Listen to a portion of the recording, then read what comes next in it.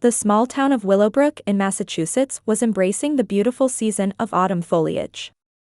In a white two-story house on Maple Street, Elizabeth Hamilton was preparing dinner while reviewing tomorrow's lesson plans. She had been teaching English at the town's middle school for 8 years. Her students affectionately called her Ms. Liz, and she enjoyed the deep trust of parents. The kitchen door opened, and her husband Michael came home. He worked as a loan officer at the local credit union, and his honest, gentle nature was beloved by the townspeople. The couple had married 5 years ago and built a modest but warm household. "Welcome home," Liz turned around with a smile. "How was your day?" "Several new mortgage applications." "Lots of young couples, which is wonderful," Michael answered while loosening his tie. "How about you?" "Grading book reports from the 8th graders. They all have such wonderful sensibilities." Their ordinary but fulfilling daily routine was occasionally disrupted by phone calls from Liz's family home. Today was no exception. The telephone rang loudly. "Liz?"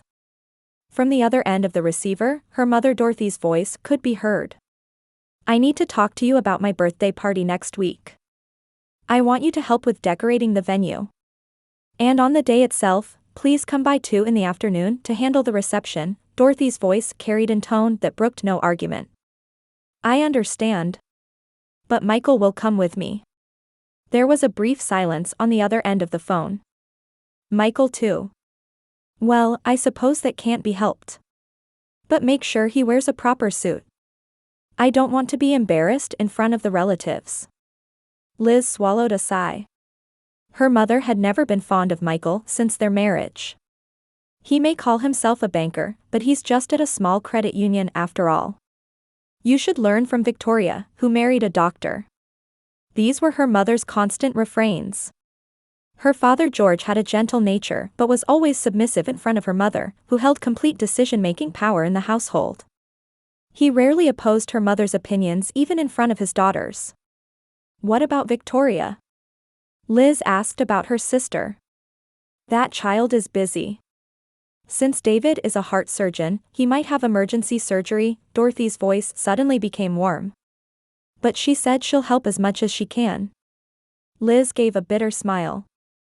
Victoria was her mother's pride and joy. She had married David, a heart surgeon who graduated from a prestigious medical school and now lived as a housewife in a luxurious home. Her mother constantly spoke proudly about Victoria to relatives and neighbors. "Speaking of which, about the party attire," Dorothy continued. "I want you to wear something modest. I'm the star of the show, so don't draw attention to yourself." "Mother, that's..." Victoria bought a new dress. "A very lovely designer piece," pride seeped into her mother's voice. "Something dignified and teacher-like will be perfectly fine for you." After hanging up, Liz told Michael about her conversation with her mother. He shook his head and said, "Your mother doesn't realize how wonderful you are." "I'm used to it, so it's fine." Liz squeezed her husband's hand. "But thank you." In truth, Liz had been compared to others by her mother since childhood. Though her grades were excellent, she was told they were not as good as Victoria's, and when she went to college, she was criticized that she could have gone somewhere better. Even becoming a teacher was met with her mother's displeasure. There were jobs that paid better. Still, Liz had no regrets about her choices. Watching her students grow was the most valuable work she could imagine, and her married life with Michael was happy. However, family gatherings like her mother's birthday party were always an ordeal for her. She had to endure comparisons and snide remarks from her mother in front of nearly 30 relatives. After dinner, the couple sat quietly on the sofa. Michael suddenly spoke up. "I have a bad feeling about your mother's party." "Why?" "I don't know. But something feels different from usual." Michael looked troubled. "It's painful for me to watch you get hurt in front of people who don't value you." Liz was warmed by her husband's words, but felt a vague anxiety in her heart. A week later on Friday, Liz finished her final lesson preparation in the middle school faculty room and called out to her colleague Sarah. "Good work today, Sarah. I'm leaving early today. For your mother's birthday party preparations, right?" "Good luck." Sarah looked worried. "But don't overdo it. You always sacrifice too much of yourself for your family. Liz smiled while putting papers in her bag. It's fine. I'm used to it. At 3 in the afternoon, Liz arrived at the Grand Plaza, a luxury hotel downtown. The venue her mother had chosen was the most prestigious hotel in town. Brilliant chandeliers sparkled in the lobby, and the marble floors gleamed. Her mother clearly wanted to show off her economic status to the relatives. Liz. Her mother Dorothy appeared wearing a large pearl necklace. Her hair was perfectly styled, and she was dressed in an expensive suit. You're late. I've been preparing for 4 hours already. I'm sorry, Mother. I had classes. So inflexible, Dorothy sighed. Well, never mind.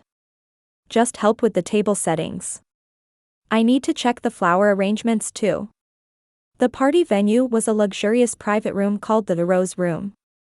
A large oval table that could seat 30 people was placed in the center, with golden tableware arranged on white tablecloths.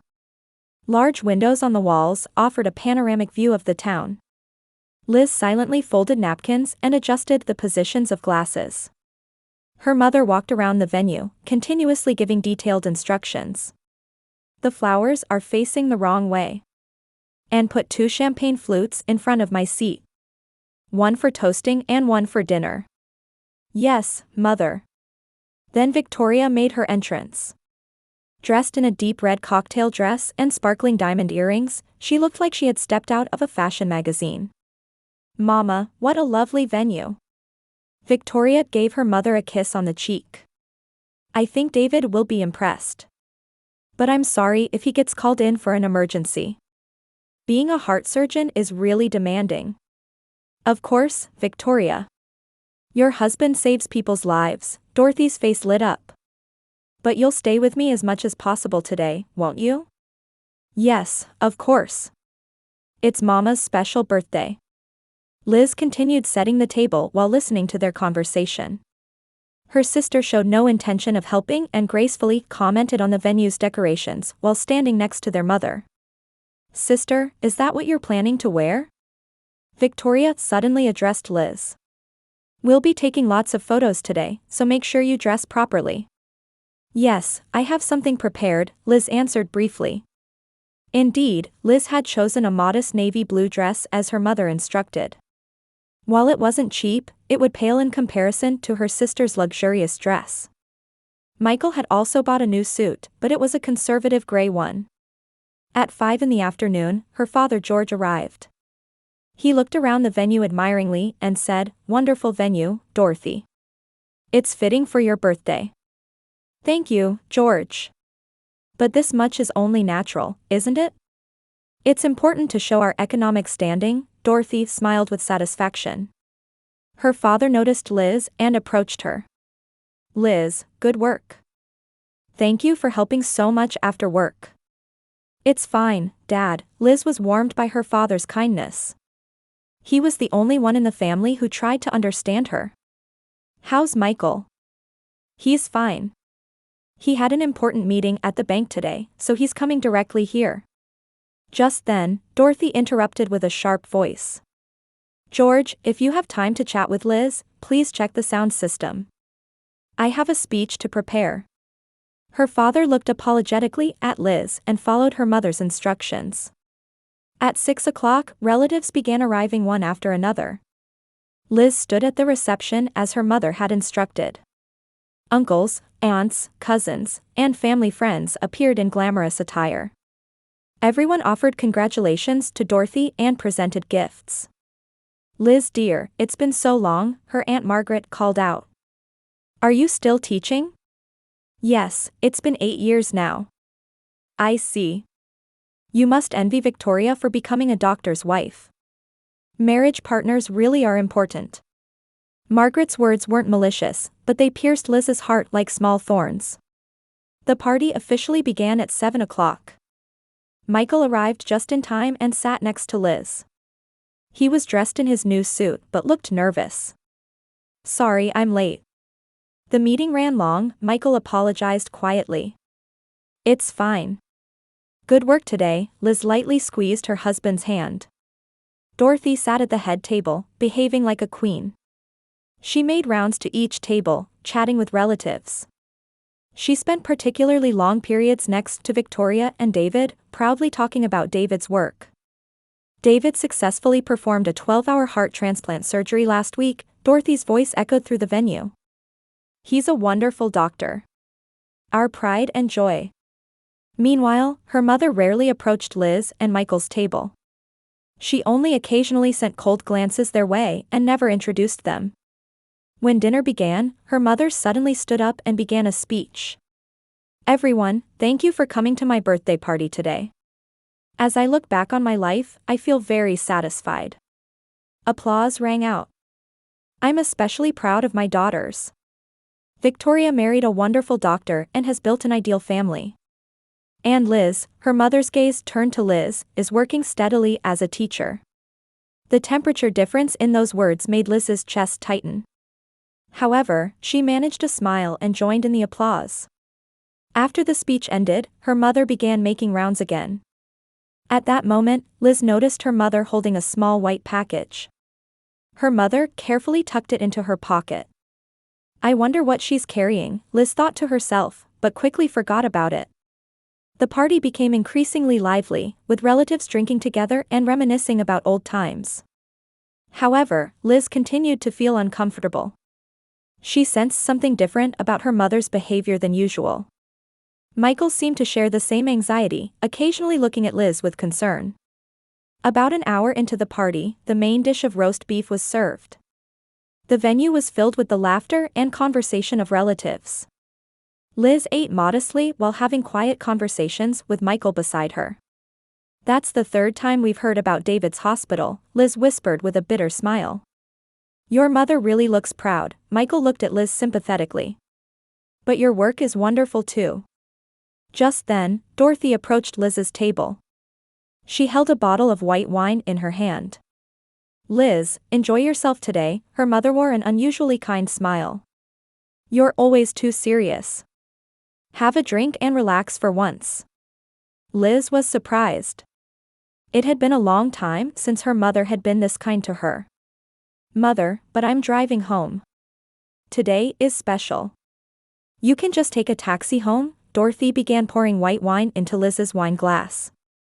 This is a special vintage. I had it imported from France. Michael casually watched her mother's hands. Then he witnessed her mother sprinkling some small white powder into Liz's glass with her left hand while pouring the wine.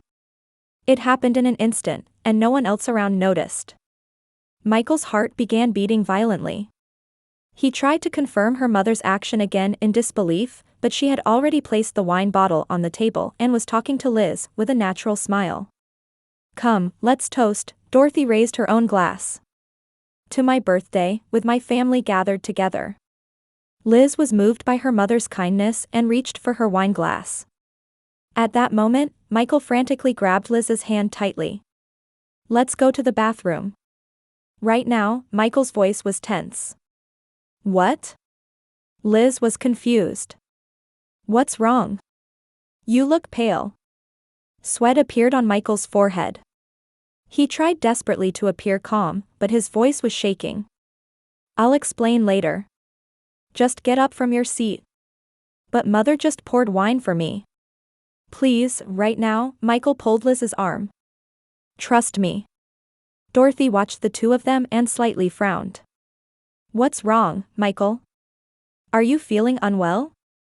I'm sorry, I'm feeling a bit. Michael was bad at lying but desperately tried to cover up. Liz, could you come with me? Liz sensed that her husband's condition was not normal and stood up. I'm sorry. We'll be right back. I suppose it can't be helped. Dorothy's smile was perfect, but a flash of disappointment appeared in her eyes. Take care. Michael pulled Liz's hand and hurried out of the venue. The relatives looked curiously at their sudden departure, but their attention soon turned elsewhere amid the party's liveliness. Once in the hallway, Michael looked around and led Liz toward the elevator hall. Fortunately, no one else was there. Michael, what on earth happened? Liz asked with a trembling voice. You really look pale. Should we go to the hospital? I'm fine, Michael pressed the elevator button. But there's something I need to tell you. The elevator arrived, and they got in. When the doors closed, Michael leaned against the wall and took a deep breath. Your mother, Michael's voice was shaking, put something in your wine. For a moment, Liz couldn't understand. What are you saying? I saw it.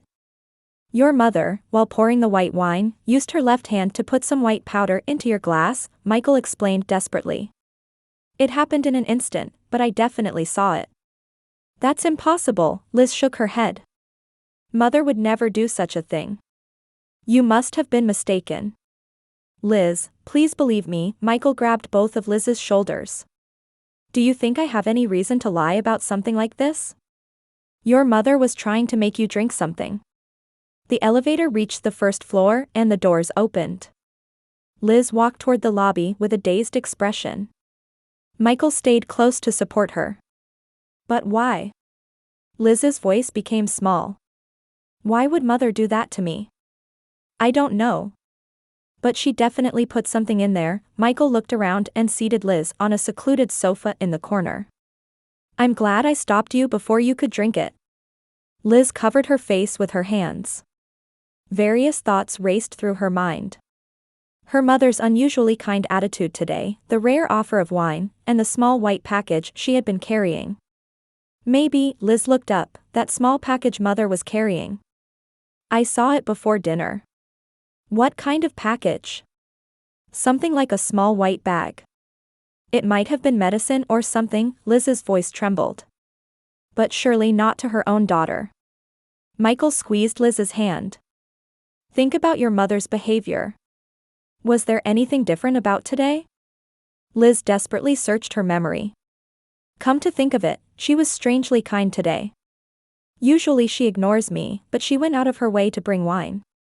It must have been planned, anger mixed into Michael's voice.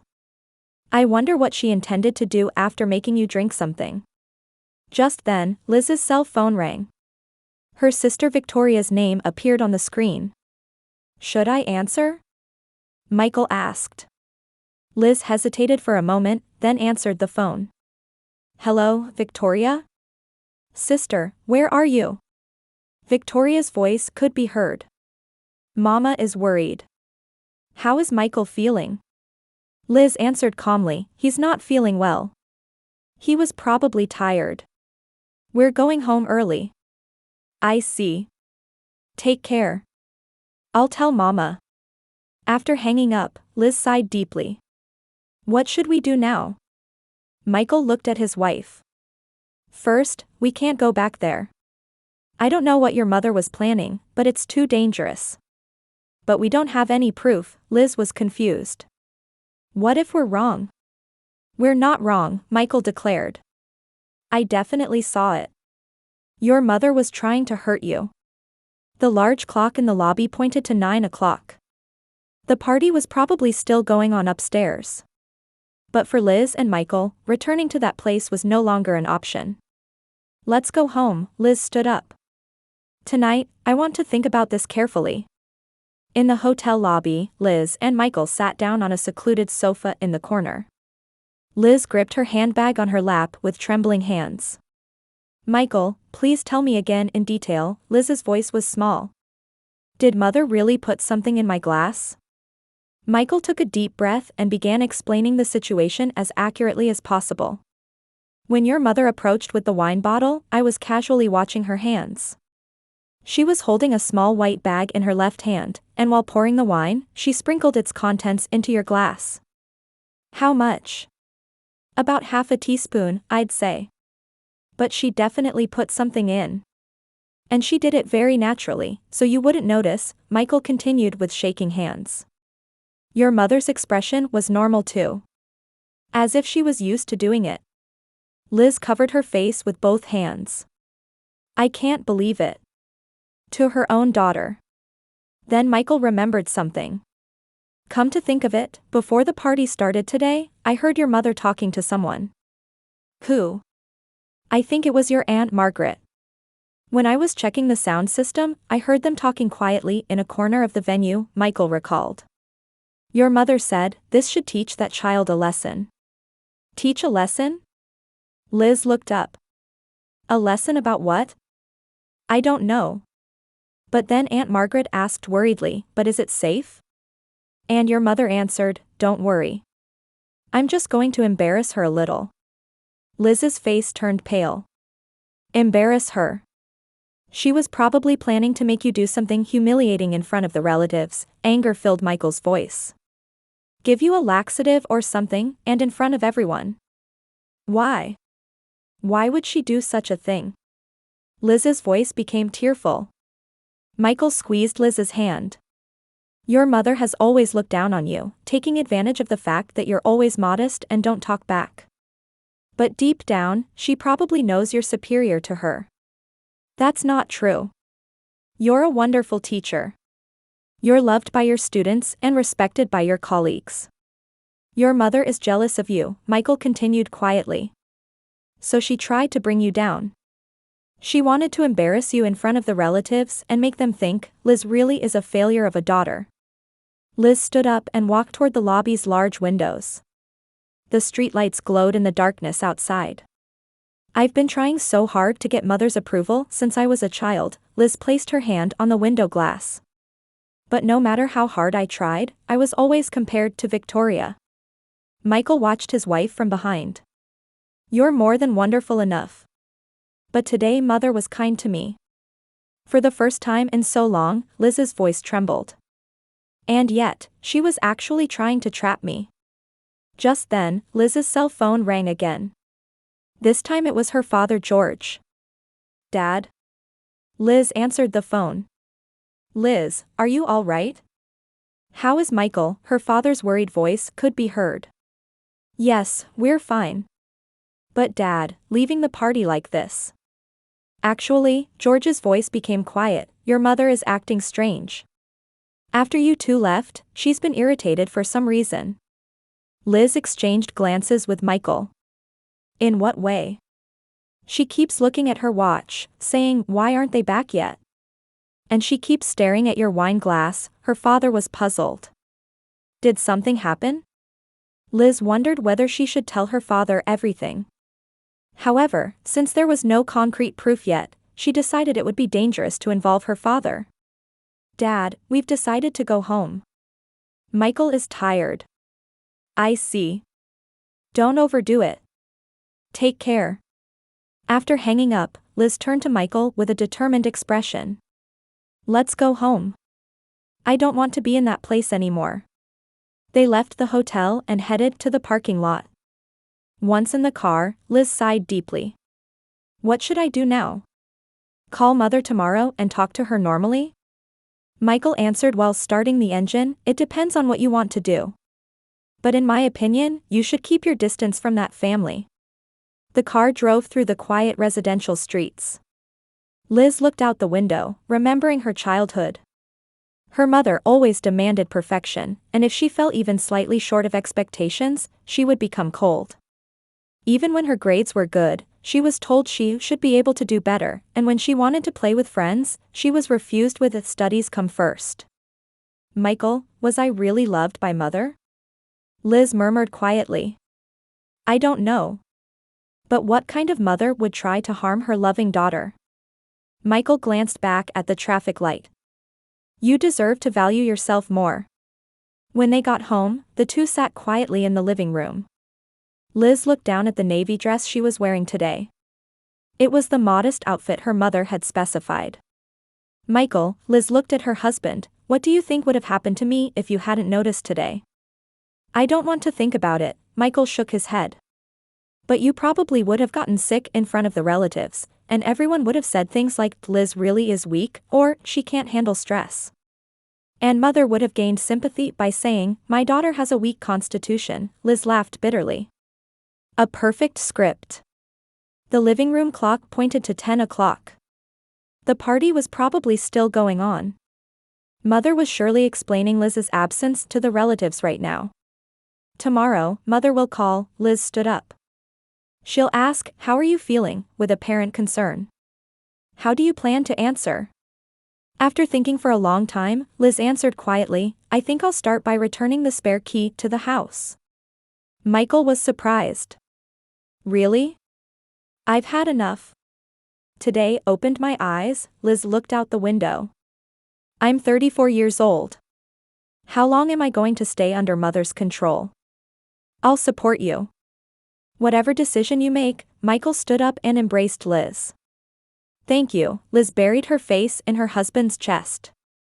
If you hadn't been there, I would have. It's all right now, Michael stroked his wife's hair. You can be free. That night, Liz couldn't sleep at all. But it wasn't because of fear or anxiety, it was because of a sense of liberation she was feeling for the first time. 3 months later, on a winter morning, Liz was making coffee in the kitchen while looking at the snow that had accumulated outside the window. The day after that terrible party, she had returned the spare key to her mother as promised and informed her of her intention to cut off all future contact. Her mother first became furious, then tried emotional manipulation, and finally called her ungrateful. However, Liz's resolve did not waver. She noticed a letter had arrived in the mailbox and went outside in her coat to get it. The sender was her mother Dorothy. It was the third apology letter. I only wanted to guide you in the right direction. As a mother, I wanted you to become stronger. My actions that time went too far. Please forgive me. Liz threw the letter in the trash without reading it. She had emotionally read the first letter, but her mother's words no longer moved her heart. Another letter? Michael asked while tying his tie before work. I didn't read it. There's no point anymore, Liz turned around and smiled. More importantly, I'll find out the results of yesterday's interview today. Liz had taken the examination for promotion to vice principal. Her colleague Sarah had recommended her. Since cutting ties with her mother, she had been able to concentrate on her own life. At 2 in the afternoon, Principal Miller called. Liz, you passed. We'd like to welcome you as vice principal starting next year. Liz answered with her voice trembling with joy, thank you so much. I'll do my very best. After hanging up, Liz unconsciously made a small victory gesture. For the first time, she felt she had achieved success that was purely her own. That evening, Michael came home looking happy. Liz, I have good news too. My promotion to branch manager has been decided. Really? Liz jumped into her husband's arms. Congratulations. The two embraced in celebration. Since being freed from her mother's control, their bond as a couple had grown even deeper. Actually, Michael continued bashfully, with the promotion, there's also a possibility of transferring to the state capital office. What do you think about starting a new life in a new place? Liz thought for a moment before answering, that's a wonderful idea. There's nothing here to tie us down anymore. A week later, Liz received a call from her father George on her cell phone. Liz, how are you doing? Her father's voice sounded tired. I'm fine, Dad. How about you? Actually, her father continued in a heavy tone, the whole family is in an uproar about the situation with your mother. On the night of the party, Aunt Margaret told the other relatives. Liz was surprised. What did she tell them? That your mother was trying to make you drink something. Margaret became worried and eventually told the truth, her father sighed. Now everyone is avoiding your mother. I see, Liz had complicated feelings. And, her father continued, Victoria has also started keeping her distance from your mother. David apparently said, your mother is abnormal. Liz didn't answer. Liz, I support your decision, her father's voice gained strength. For 63 years, I've continued to obey your mother. But I've reached my limit. I'm considering separation. Dad, Liz was surprised. That submissive father was rebelling against their mother for the first time. You were right. We did terrible things to you, her father's voice shook. It may be too late, but please let me apologize. Liz felt tears streaming down her cheeks. Dad, thank you. After hanging up, Liz took a deep breath. Finally, she felt truly free. A year later in spring, Liz and Michael were having an adoption interview in their new home in the state capital. The couple had decided to have children and were trying to build a family filled with love. A stable couple like you two would surely make wonderful parents, social worker Jennifer smiled at them. Liz was living fulfilling days as vice principal, and Michael was also contributing to the community as branch manager. Letters from her mother still arrived occasionally, but Liz continued to dispose of them without ever opening them. One evening, Liz was planting flowers in the garden of her new home. The elderly woman next door called out to her. "What lovely flowers. Watching you two as a couple, I can feel what real love is." Liz smiled. "Thank you. Family isn't just about blood relations, you know," the elderly woman continued kindly. "What's important is respecting each other and accepting each other as you are." That night, lying in bed holding hands with Michael, Liz said quietly, "It looks like we can create a real family." "We're already creating one," Michael looked at his wife. "You and me, and the children we'll welcome. That's a real family." Outside the window, the wind of a new season was blowing.